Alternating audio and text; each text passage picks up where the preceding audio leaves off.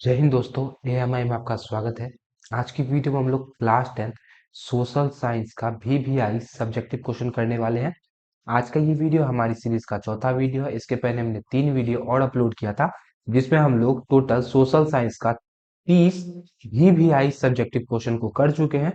नहीं देखे हैं तो पिछला वीडियो जाकर जरूर देख लीजिएगा। काफी ज्यादा इंपॉर्टेंट वीडियो था, काफी ज्यादा इंपॉर्टेंट क्वेश्चन थे। और बता दें आपको, जो भी क्वेश्चन हम लोग कर रहे थे सारा का सारा PYQ था, मतलब प्रीवियस ईयर का क्वेश्चन था, विगत वर्षों में पूछा जा चुका था।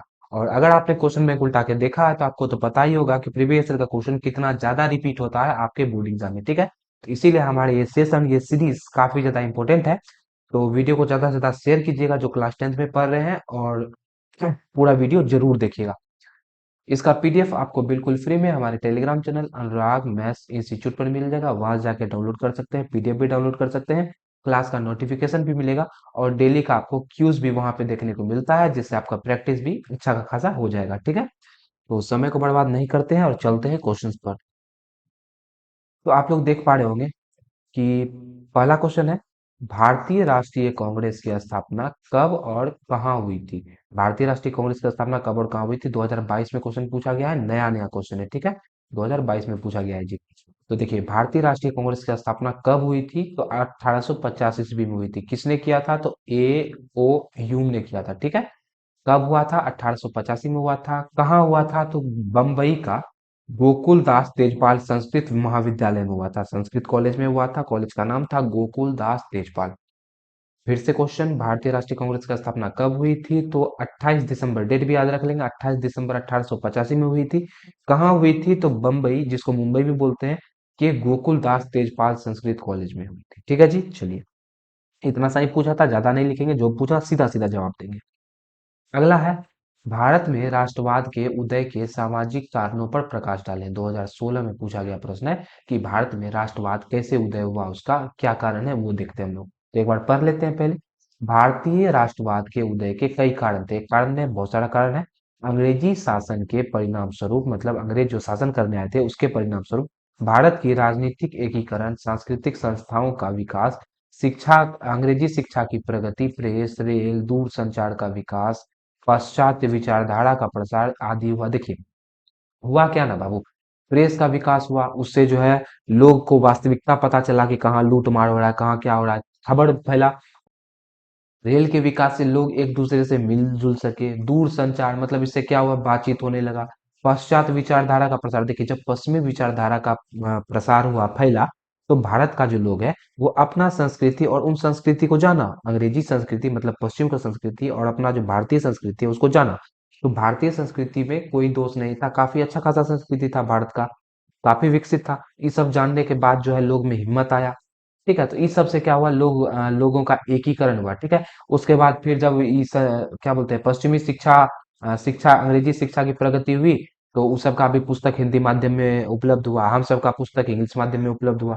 उससे क्या हुआ कि जो है धर्म ग्रंथ जो है हम सबका सभी कितना भाषा में छपा, तो उस सब को लोग पढ़ा, लोग पढ़ करके जाना धर्म ग्रंथ में क्या बोला जा रहा है। इस सब से क्या हुआ, लोग में एकीकरण हुआ। ठीक है, लोग का एकीकरण हुआ। दूसरी तरफ इसके प्रजातीय भेदभाव, दमनकारी नीति, आर्थिक शोषण के कारण प्रतिक्रिया उत्पन्न होने से भी राष्ट्रवादी भावना का विकास हुआ। उसके बाद देखिए, इसी कारण से थोड़ी हो जाएगा प्रगति, अंग्रेजी शिक्षा की प्रगति हुई, प्रेस हुआ, इस सब कारण से थोड़ी। देखिए, और कारण क्या था कि यदि अंग्रेज आकर के हम लोग के देश में भेदभाव नहीं करता, मारपीट नहीं करता, रुपया लूट के नहीं ले जाता, तो एक होने का क्या जरूरी था, जैसे तो वैसे रह जाते। तो इसका दूसरा कारण प्रजातीय भेदभाव भी है, दमनकारी नीति भी है। कोई भी आंदोलन करता था तो उसको जो है बलपूर्वक दबा दिया जाता था।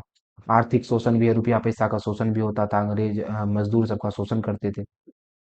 राष्ट्रवादी भावना का विकास हुआ, मध्यम वर्ग का उदय, सामाजिक धार्मिक आंदोलन, भारतीय संस्कृति की प्रगति, के प्रति गौरव की भावना आदि इस सब के प्रमुख कारण थे। इतना को लिख दीजिएगा ना, याद कर लीजिए। बेसिकली हम बोलेंगे, अभी समय कम है, समझ में आया तो समझिए, नहीं तो एक दो बार में याद कर लीजिए। ठीक है, ऐसा क्वेश्चन आपका एग्जाम में आना ही आना है, लिखने का तो कोई जरूरी है ना, आपको PDF मिल ही जाएगा। चलिए, अगला प्रश्न है कि खिलाफत आंदोलन क्यों हुआ था। देखिए, 2022 में पूछा गया, पहले भी पूछा गया था, लेकिन 2022 में ताजा ताजा पूछा गया है। तो खिलाफत आंदोलन क्यों हुआ था, तो देखिए, यूरोप में यूरोप में एक देश है, उसका नाम है तुर्की। क्या नाम है, तुर्की। ठीक है जी। और यूरोप में ब्रिटेन, सभी यूरोप में ही, आपको तो पता होगा, मैप नहीं देखे होंगे तो कभी दिखाएंगे हम आपको। देखिए, हुआ क्या कि प्रथम विश्व युद्ध जब हो रहा था, तो उसमें जो है तुर्की जो है इसके ब्रिटेन के विरोध में लड़ रहा था। तो तुर्की जब हार गया तो ब्रिटेन क्या किया, इसको सबक सिखाने के लिए इसका जो खलीफा होता था, वहां का सुल्तान होता था, उसका अधिकार, सारा अधिकार छीन लिया, ठीक है। और उसका साम्राज्य का विघटन कर दिया, उसको अलग अलग कर दिया, तोड़ दिया। तो इसी वजह से भारत, देखो तुर्की में तो मुसलमान था, और तुर्की का जो खलीफा था वो देवता की तरफ पूजा जाता था, समझिए, ठीक है, सबका बहुत प्रिय था। तो उसके साथ में नाइंसाफी हुआ तो भारत में जो मुस्लिम वर्ग था उसको काफी ज्यादा बुरा लगा। इसी वजह से जो है ये आंदोलन शुरू हुआ था, गांधी जी इसको शुरू किए थे। चलिए समझते हैं। खिलाफत आंदोलन तुर्की के प्रति ब्रिटेन को अपनी नीति बदलने के लिए बाध्य करने के लिए चलाया गया था। क्यों चलाया गया था? कि ब्रिटेन जो है तुर्की के प्रति जो उसकी नीति है उसको बदल ले। प्रथम विश्व युद्ध में ब्रिटेन के खिलाफ तुर्की द्वारा किए जाने वाले युद्ध में तुर्की की पराजय हुई। पहले बताया कि तुर्की हार गया था। तुर्की की पराजय के कारण ब्रिटेन ने वहां पर स्थित ओटोमन साम्राज्य का विघटन कर दिया। आप जब मैप देखिएगा तो वहां पे आपको ओटोमन साम्राज्य जो है, अच्छा हम दिखा देंगे, कभी घबराइए मत।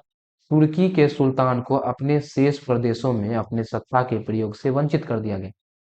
तुर्की का सुल्तान, भाई बोले ना, खलीफा बोला जाता था इसको। तो जो है उसका प्रयोग से वंचित कर दिया, उसका अधिकार सब छीन लिया गया। भारत के मुसलमानों को तुर्की के साथ किया गया यह व्यवहार पसंद नहीं आया। अतः 1920 में तुर्की के प्रति ब्रिटेन को अपनी नीति बदलने के लिए बाध्य करने के लिए एक जोरदार आंदोलन चलाया गया। इसी को खिलाफत आंदोलन कहते हैं। आशा है कि खिलाफत आंदोलन समझ गए होंगे। तुर्की के प्रति ब्रिटेन को अपनी नीति बदलने के लिए बाध्य करने के लिए ये जो आंदोलन है, खिलाफत आंदोलन, ये चलाया गया था। ठीक है जी, चलिए अगला प्रश्न है, औद्योगिकरण ने मजदूरों की आजीविका को किस तरह प्रभावित किया? देखिए कितना बड़ा पूछा गया, 15 में पूछा, 18 में पूछा, 19 में पूछा और फिर 20 में भी पूछा गया है। औद्योगिकरण मतलब उद्योग के लगने से, भारत का जो औद्योगिकरण हुआ, उद्योग लगा भारत में, उससे जो है मजदूर का जो आजीविका था, मजदूरों की जिंदगी किस तरह प्रभावित हुई, क्या फायदा हुआ, क्या नुकसान हुआ, यही हमको बताना है। आप ही सोचिए, यदि औद्योगिकरण होगा अपने देश में तो मजदूर को फायदा कहाँ होगा? मजदूर को तो नुकसान होगा। नुकसान कैसे होगा? मजदूर पहले क्या था कि अगर अभी देखिए, अभी अगर मान लीजिए कि उद्योग उद्योग नहीं लगा है तो छोटा छोटा जो मोमबत्ती, जैसे मोमबत्ती बनाना है या फिर अगरबत्ती बनाना है, चीनी उद्योग, ये सब हाथ से बनाया जाएगा। हाथ से बनाया जाएगा तो उसमें मजदूर लगेगा। मजदूर लगेगा तो मजदूर को फायदा भी होगा। अरे भैया उसको पैसा दीजिएगा तभी तो वो काम करेगा, तो मजदूर को फायदा होगा, मजदूर का आजीविका अच्छा चलेगा। लेकिन जैसे औद्योगिकरण हो जाता है तो होता क्या है कि औद्योगिकरण हुआ तो अब ये सारा काम, जो काम था वो कौन करेगा? मशीन करने लगेगा। और जब ये सारा काम मशीन करने लगेगा तो मशीन को तो एक आदमी चाहिए ताकि उसको स्विच ऑन ऑफ कर दे और उसमें सामान डाल दे। तो इससे क्या होगा, मजदूर का जो पैसा, इनकम का सोर्स था वो खत्म हो जाएगा। मजदूर कमा नहीं पाएगा, इसकी वजह से वो किसान बनेगा। बनेगा कि नहीं बनेगा? तो यही सब लिखना था इसमें। औद्योगिकरण के विकास का मजदूरों की आजीविका पर बुरा प्रभाव पड़ा, अच्छा प्रभाव नहीं पड़ा। शहरों में उन्हें काम ढूंढने, आवास तथा छंटनी की समस्या से जूझना पड़ता था। शहर में जाने के बाद काम ढूंढो, अब मजदूर तो यहाँ तो काम मिल नहीं रहा, शहर में जाके काम ढूंढो। काम ढूंढ भी लिया तो अब रहने का टेंशन है। रह भी लिया तो अब कितना मजदूर जाके वहां काम करेगा? उसके लिए छांटेगा भी मजदूर को। मान लीजिए कोई कंपनी है, उसको जरूरी है मात्र 20 मजदूर का, ठीक है, या मात्र 200 मजदूर का, और वहां इंटरव्यू देने चला गया 500 आदमी, तो उसमें से 300 आदमी को तो छांटेगा ना वो। उसका भी डर है, इस सब का समस्या हुआ। उन्हें कम पारिश्रमिक पर लंबे समय तक काम करना पड़ता था, मजदूर बढ़ गया। अब कोई मजदूर आया, उसको बोला हम 200 रुपया देंगे, तुमको 8 घंटा काम करना पड़ेगा। दूसरा मजदूर आया, हम हम भी 200 रुपया लेंगे लेकिन हम 10 घंटा काम कर देंगे। तो कम पैसा दिया, ज्यादा काम करवाने वाला काम खुद से करवाएगा, आदमी से काम करवाएगा। बेकारी की समस्या से त्रस्त मजदूर मशीनीकरण का विरोध करने लगे। अब ऐसा है, यदि रोजगार खत्म हो जाएगा तो मजदूर क्या करेगा? आंदोलन करेगा। उसका विरोध क्या? वे संगठित होकर अपनी स्थिति में सुधार के लिए आंदोलन करने लगे। इतना सा लिखना था। चलिए अगला प्रश्न है, महापौर पर संक्षिप्त टिप्पणी लिखें। महापौर के बारे में बताना है, पढ़ते हैं। नगर निगम में एक महापौर होता है, नगर निगम का एक महापौर होता है। महापौर का चुनाव निगम परिषद के सदस्य अपने बीच से करते हैं। मतलब महापौर का चुनाव जो निगम परिषद में जो भी सदस्य होता है, 10 सदस्य, 5 सदस्य, वो सब आपस में चुनाव करके महापौर बनाते हैं। महापौर निगम परिषद का सभापति होता है, हेड होता है। महापौर का कार्यकाल 5 साल का होता है। महापौर शहर का प्रथम प्रथम नागरिक होता है। महापौर जो होता है शहर का प्रथम नागरिक होता है। इसलिए वे शहर में आए हुए अतिथियों का स्वागत नगर की ओर से करते हैं। अब कोई शहर में आया अतिथि तो उसका स्वागत जो है कौन करेगा? महापौर करेगा। और किसका प्रतिनिधित्व करेगा? वो नगर की तरफ से उसका स्वागत करेगा। ठीक है, तो नगर की तरफ से स्वागत कौन करता है? महापौर करते हैं जी। चलिए, इतने को लिखना था। अगला है पंचायती राज क्या है? पंचायती राज के अंतर्गत ग्राम स्तर पर ग्राम पंचायत, प्रखंड स्तर पर पंचायत समिति और जिला स्तर पर जिला परिषद का गठन किया जाता है। इसी को हम लोग पंचायती राज कहते हैं। 2019 में पूछा गया प्रश्न है। अगला प्रश्न है, जेनेवा समझौता कब और किन के बीच में हुआ था? देखिए, छोटा छोटा क्वेश्चन है, जितना पूछ रहा है उतना ही बता रहे हैं, लेकिन इसमें नंबर आपको 2 में 2 मिलेगा। क्यों? क्योंकि जितना पूछा उतना ही तो बताइएगा ना बाबू। ग्रंथ तो लिखना नहीं है, जैसे पहला क्वेश्चन दूसरा क्वेश्चन में था उसमें बड़ा बड़ा आंसर लिखना था, लेकिन इसमें छोटा छोटा आंसर लिखना है, लेकिन 2 में 2 आपको मिल जाएगा। पूछा जेनेवा समझौता कब हुआ था? तो 1954 में हुआ था। किनके बीच हुआ था? साम्यवादी और अमेरिकी लोगों के बीच में हुआ था। किनके किनके बीच हुआ था? साम्यवादी और अमेरिकी लोगों के बीच में हुआ था। कब हुआ था? तो मई 1954 ईस्वी में हुआ था जी। अगला प्रश्न है, देखिए ये आपका आ गया जियोग्राफी का क्वेश्चन। ये आपका जियोग्राफी का क्वेश्चन आ गया। जल संसाधन का क्या उपयोग है? जल संसाधन का उपयोग बताना है। अब आप ही बताइए पानी का क्या उपयोग है? नहीं बता सकते हैं? एकदम बता सकते हैं। तो देखिए, जल संसाधन के निम्नलिखित उपयोग है। बता तो दीजिएगा, लेकिन लिखने का तरीका, भाषा कहाँ से आएगी? भाषा यहाँ से आएगी, लिखने का तरीका यही है। एक से ज्यादा चीज हो गया तो उसको निम्नलिखित करके लिखेंगे। जल संसाधन के निम्नलिखित उपयोग है। पहला भैया सिंचाई में उपयोग करते हैं, मतलब खेत में पानी पटाने में उपयोग होता है इसका। पीने में उपयोग होता है, बिजली उत्पादन में भी उपयोग होता है, घरेलू कार्य जैसे साफ सफाई, खाना बनाना, इस सब में भी जो है जल संसाधन का उपयोग होता है। पानी का उपयोग लिखना है। अगला है, बिहार में अत्यधिक घनत्व वाले जिलों का नाम लिखे। ज्यादा घनत्व वाला जिला कौन है? मतलब कौन ऐसा जिला है जिसमें कम क्षेत्र में ज्यादा लोग रहते हैं, वही हुआ ज्यादा घनत्व। ठीक है जी, चलिए। बिहार में अत्यधिक घनत्व वाला जिला निम्नलिखित एगो नहीं है ना, ढेरी है। पटना है, दरभंगा है, बेगूसराय है, सीतामढ़ी है, सारण है इत्यादि। ये सब क्या ज्यादा घनत्व वाला जिला है, मतलब इसमें ज्यादा लोग रहते हैं, समझ जाइए। और सबसे ज्यादा घनत्व वाला जिला कौन होगा भैया? पटना होगा। पटना तो राजधानी है बिहार का, इसलिए ज्यादा लोग रहता है, जिला भी है। इन सब में सबसे अधिक घनत्व वाला जिला पटना। इस सब में भी सबसे ज्यादा घनत्व किसमें है? पटना है। पटना का है। ठीक है।